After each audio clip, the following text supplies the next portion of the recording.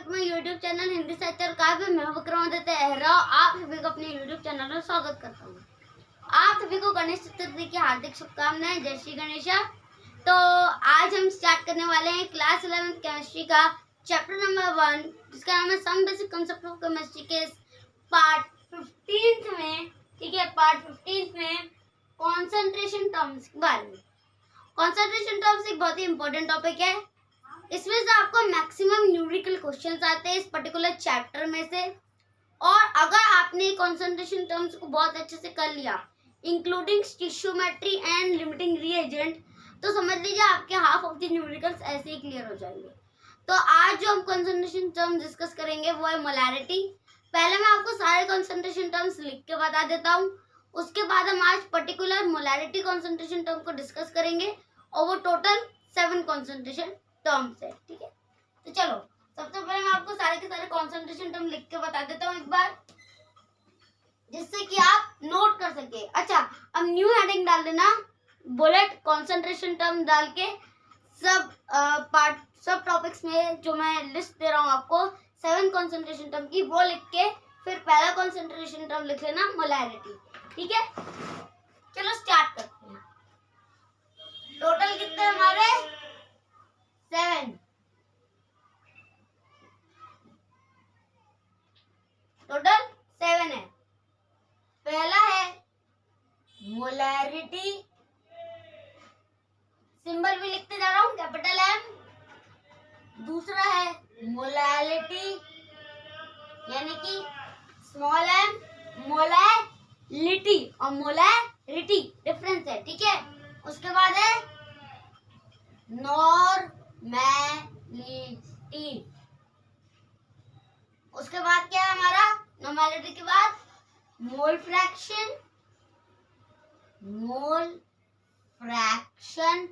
जिसे हम capital letter X, जिसे हम कहते हैं चाय, CHI, इस कैपिटल लेटर X को हम कहते हैं चाय, जो कि मोल फ्रैक्शन का डिनोशन है। उसके बाद आएगा हमारा कुछ हमारे कह सकते हैं परसेंटेज कंपोजिशन टाइप के हमारे सॉलिड सॉल्वेंट को निकालने की ट्रिक, जैसे मास टू मास परसेंटेज,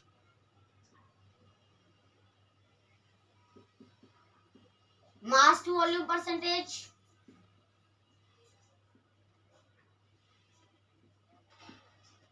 और वॉल्यूम टू वॉल्यूम परसेंटेज।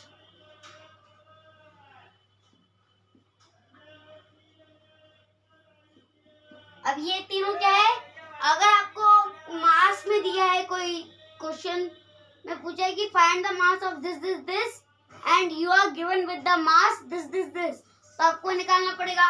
अगर आपको दिया है find the mass of this and you are given with the solution in litre और ml, तो वो मास का वॉल्यूम के साथ रिलेशनशिप हो जाएगा। और अगर आपको वॉल्यूम पूछा है और वॉल्यूम दिया है, तो ये वॉल्यूम टू वॉल्यूम रिलेशनशिप हो गया। यानी कि मास दिया है और मास पूछा है तो मास टू मास रिलेशनशिप, मास दिया है मास पूछा है और वॉल्यूम दिया है, या वॉल्यूम पूछा है और मास दिया है तो मास टू वॉल्यूम रिलेशनशिप, और वॉल्यूम देकर वॉल्यूम पूछा है तो वॉल्यूम टू वॉल्यूम रिलेशनशिप। ठीक है, इसके बाद आता है हमारा ppm, दैट इज पार्ट्स पर million, and ppb, that is parts पर बिलियन। तो आज जो हम कंसंट्रेशन टर्म स्टार्ट कर रहे हैं वो है मोलैरिटी।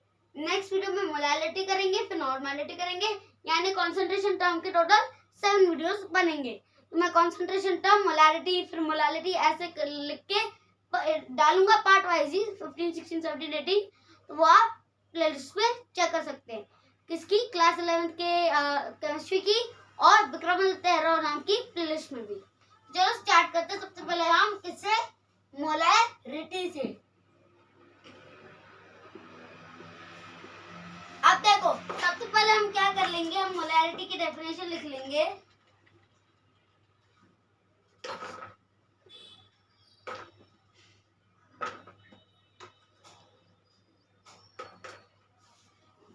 ओके, तो मोलैरिटी की डेफिनेशन क्या है, number of moles of solute present in 1 litre of solution. तो मोलैरिटी की जो आपकी डेफिनेशन है वो क्या हो जाएगी, number of moles of solute,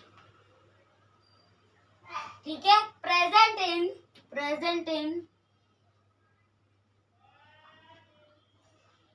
1 liter of solution। ये हो जाएगी आपकी मोलैरिटी की डेफिनेशन, ठीक है। अब मोलैरिटी का फॉर्मूला क्या है? तो मोलैरिटी, जिसको हम कैसे डिनोट करते हैं, capital M.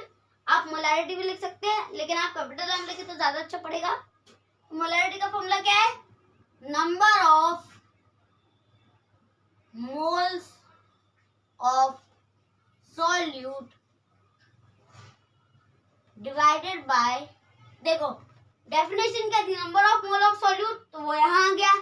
Present in 1 litre of solution, यानी कि divided by volume of solution in litre, divided by क्या हो जाएगा, मतलब एक और चीज आएगी इसके नीचे, दैट इज मॉलिक्यूलर वेट। पहले मॉलिक्यूलर वेट आ जाएगा, मॉलिक्यूलर वेट ऑफ सॉल्यूट, ठीक है, into volume of solution in litre. अब यहाँ अगर ml में दिया है, लीटर है तो आप ऐसे ही लिख देंगे। अगर ml में दिया है मान लो, तो यहाँ पे इंटू 1000 कर देना सिर्फ, तो क्या हो जाएगा, number of moles of solute into 1000 divided by molecular weight of solute into volume of solution in ml। वो ml के लिए हो जाएगा, ये लीटर के लिए हो जाएगा, ठीक है। तो ये हो गया, ठीक है। चलो ये हो गया आपका क्या, मोलैरिटी का फॉर्मूला। तो ये आप नोट कर लीजिए और स्क्रीनशॉट ले लीजिए डेफिनेशन के साथ। आप स्क्रीनशॉट ले लीजिए।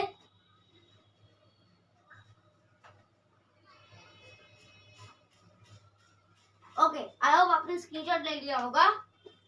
अब हम इसके ऊपर कुछ क्वेश्चंस को ट्राई करेंगे, ठीक है। क्या करेंगे, कुछ क्वेश्चन सॉल्व करेंगे इस पर्टिकुलर टॉपिक के ऊपर।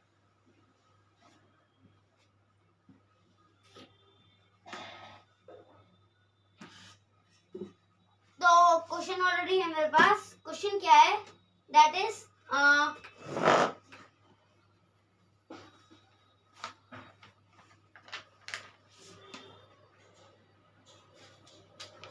this is your question number 1. Question number 1, that is calculate the molarity of solution when calculate the molarity of solution when 5 gram of NaOH, when 5 gram of NaOH, 5 gram of NaOH is in 50 ml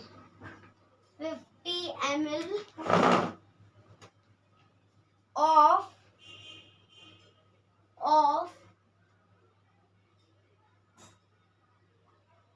H2O,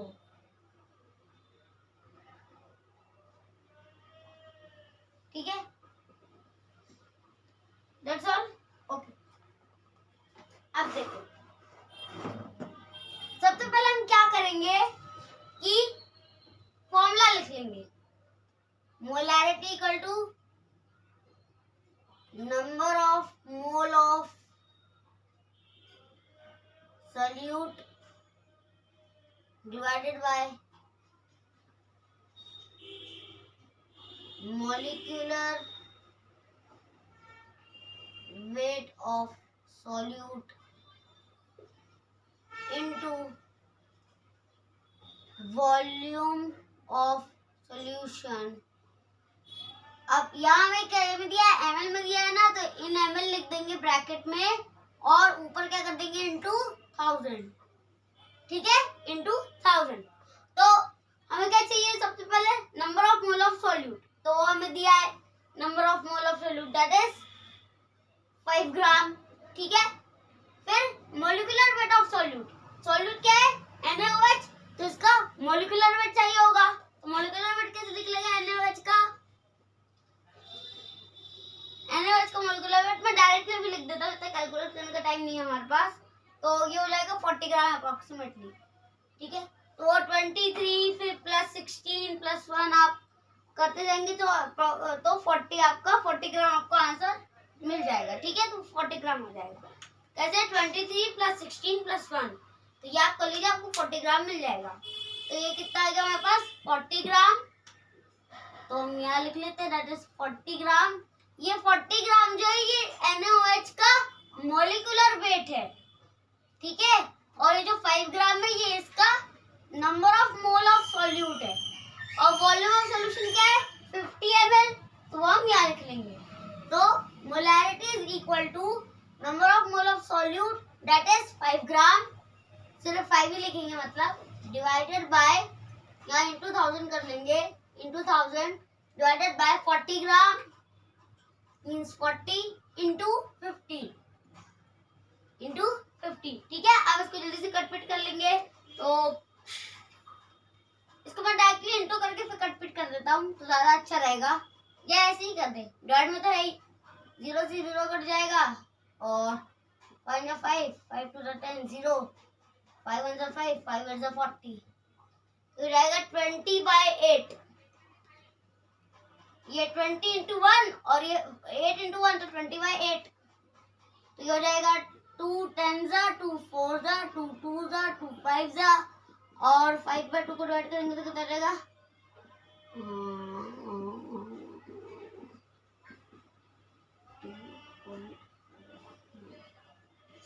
ठीक है।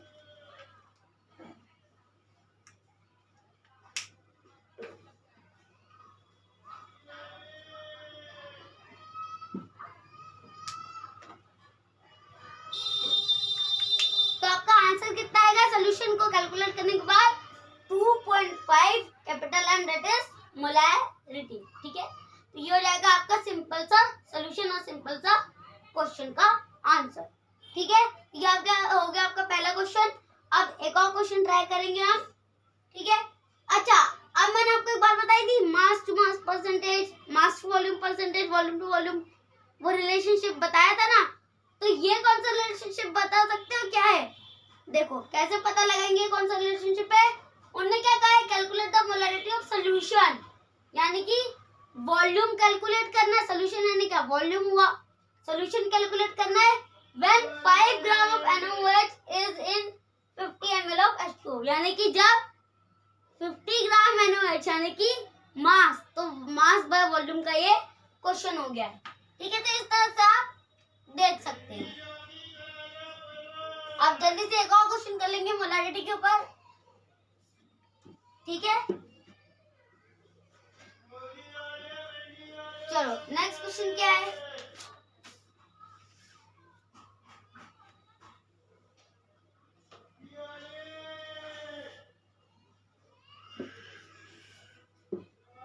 Now our next question is how much amount of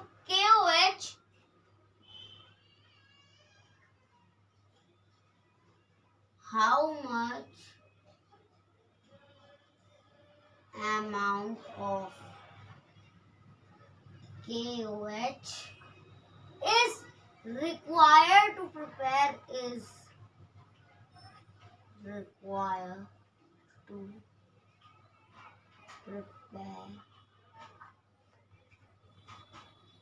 0.1 molar KOH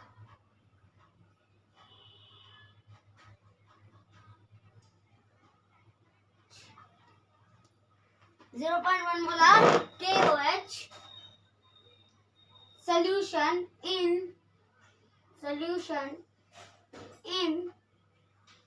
100 ml of distilled water, 100 ml of distilled water।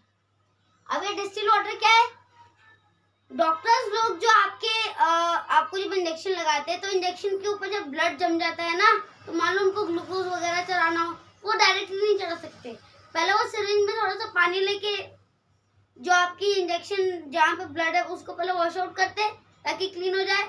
तो जो water use करते हैं वो एकदम pure और बिल्कुल साफ वाटर रहता है, जिसे डिस्टिल वाटर कहते हैं। ठीक है, और ये डिस्टिल वाटर आप पी भी सकते हैं क्योंकि केमिकल रिच नहीं रहता, ये प्योरेस्ट फॉर्म ऑफ वाटर रहता है। तो जो इतनी छोटी छोटी शीशी में वो प्लास्टिक की है ना बॉटल्स में जो वाटर आता है ना डिस्टिल वाटर, वो आप पी भी सकते हैं क्योंकि ये प्योरेस्ट फॉर्म ऑफ वाटर होता है जो मेडिकल में इंसुलिन है या इंजेक्शन है उसे क्लीन करने के लिए, फ्रेश करने के लिए यूज करते हैं। ठीक है, तो ये डिस्टिल वाटर की यहाँ पे बात की गई है। तो अब देखो हमें डायरेक्टली फॉर्मूले पे आना है सबसे पहले। तो यहाँ पे क्वेश्चन कंप्लीट हो गया हमारा।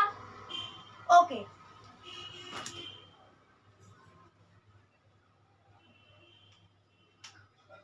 अब देखो यहाँ इसका आंसर लिख लेंगे जल्दी से। तो इसका अपन डायरेक्टली पहले वैल्यूज लिख लेते हैं जो हमें वैल्यू गिवन है, क्योंकि इसमें बहुत सारी वैल्यूज है। तो as we can see that values हमें दी हुई है यहाँ पे डायरेक्टली, वो लिख लेता हूँ। वेट ऑफ सॉल्यूट तो हमें पता है, यहाँ पे दिया है हमें। ठीक है, मोलिकुलर वेट भी हमें पता है। वेट ऑफ सॉल्यूट हमें दिया नहीं है।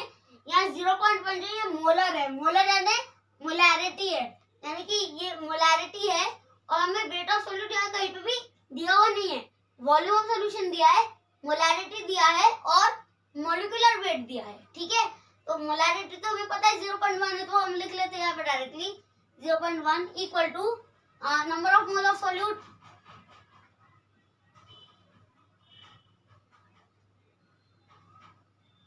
इनटू 1000 क्योंकि ml है, डिवाइडेड बाय मोलिकुलर वेट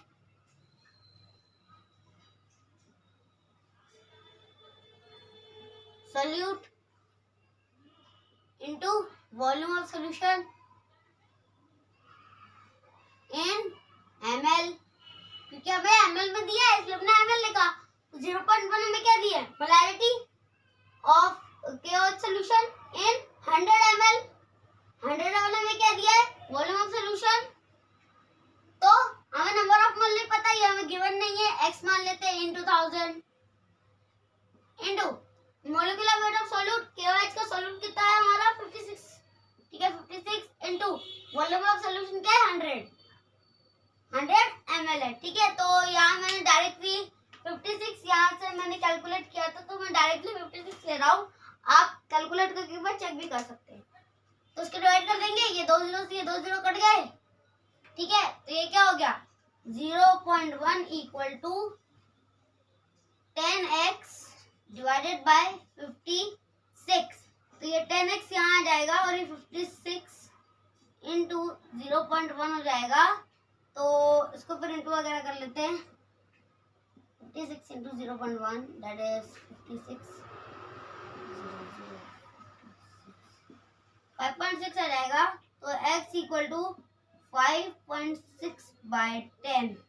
तो 5.6 बाय 10 को डिवाइड कर लेते जल्दी से। 5.6 by 10 0 0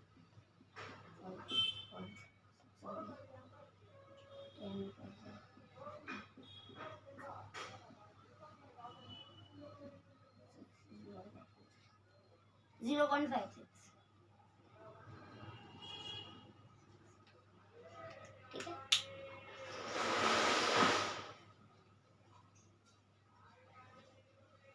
तो हमारी मोलैरिटी क्या हो जाएगी, मोलैरिटी इज इक्वल टू 0.56। ठीक है, ये हो जाएगा आपका आंसर। तो इस तरह से हमने एक और क्वेश्चन सॉल्व कर लिया। हमने क्या देखा कि हमें क्या पूछा है, अमाउंट ऑफ KOH पूछा है जो कि 0.1 मोलर, मोलर यानी मोलैरिटी गिवन है हमें। मोलैरिटी कितनी है वो 0.1 हमें ऑलरेडी गिवन है। उसने हमें कहा था कि हमें number of mole of solute calculate करना है जो कि 0.1 की मोलैरिटी बना रहे हैं कितने ml सॉल्यूशन में, 100 ml सॉल्यूशन में, और 56 मोलिकुलर वेट ऑफ KOH के साथ। तो हमने इसको कैलकुलेट किया। क्या किया हमने, number of mole of solute हमें गिवन नहीं थे, तो हमने हमने x मान लिया, इंटू 1000 तो ऑलरेडी है। मॉलिक्यूलर वेट ऑफ सॉल्यूट हमने KOH को निकाल लिया, कितना आया 56 आया, 56 आ गया। फिर इंटू 1000 इंटू 100 और 0.1 यहाँ पे जो हमें मोलारिटी दी है वो लिख लिया, कैलकुलेट किया तो 0.56 हमारा अप्रोक्सीमेट आंसर आ गया। तो आप इसका स्क्रीनशॉट लीजिए, फिर हम एक लास्ट क्वेश्चन करेंगे, फिर मैं वीडियो ओवर करता हूँ। तो ये आप मुझे बताइएगा कौन सा रिलेशनशिप का क्वेश्चन था।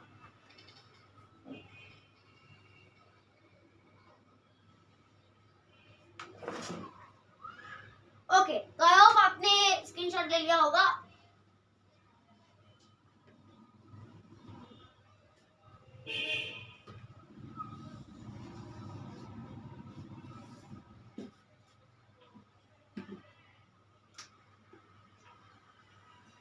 अब हमारा ये लास्ट क्वेश्चन है आज का। लास्ट क्वेश्चन क्या है? To prepare 0.2 to prepare 0.2 molarity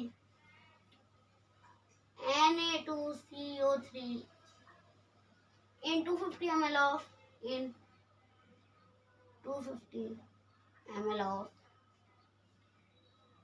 same distil water. ठीक है, क्या है हमें दिया? Distil water.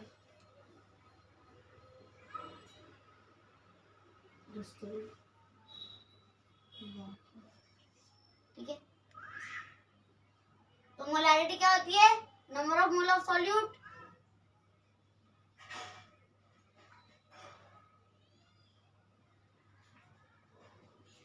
इंटू 1000, क्यों? क्योंकि हमें ml में दिया है, divided bye molecular weight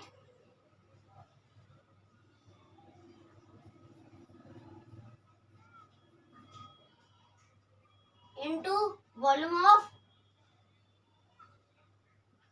solution in ml। ठीक है, तो मोलारिटी कितनी है? 0.2, नंबर ऑफ मोल नहीं पता, तो ये क्या मान लिया हमने? x मान लिया है। चलो z मान लेते हैं, z मान लिया into 1000 divided by molecular weight. Na2CO3 का मॉलिक्यूलर वेट ऑलरेडी गिवन है, दैट इज 106, मैंने डायरेक्टली लिख लिया है, इंटू वॉल्यूम ऑफ सॉल्यूशन 250 है। ठीक है, तो ये 0 से 0 कट गया, 5 5 जा 25, 5 2 जा 10, 0 by 1 जा 5, 5 4 जा 20। फिर ये यहाँ से यहाँ कट रहा है, तो 2 5 जा 10, 2 3 जा 6 एंड 2 2 जा 4। फिर ये फर्दर डिवाइड करेंगे तो कितना हो जाएगा? 2 1 जा 2 2 जा 4, 1 कैरी, 2 6 जा 12.5। ठीक है, तो ये कितना आ रहा है? 0.2 equal to z into 1 divided by what? 26.5 into 1। Okay, तो 1 से 1 तो हो गया ऑलरेडी। ठीक है, 1 से 1 हो गया। अब ये 0.2 आ गया, तो 0.2 ये यहाँ से इंटू हो जाएगा, तो इसको डायरेक्ट अपन कर लेंगे। तो इसका डायरेक्ट आंसर मैं लिख देता हूँ, z equal to it is calculate करने पर आएगा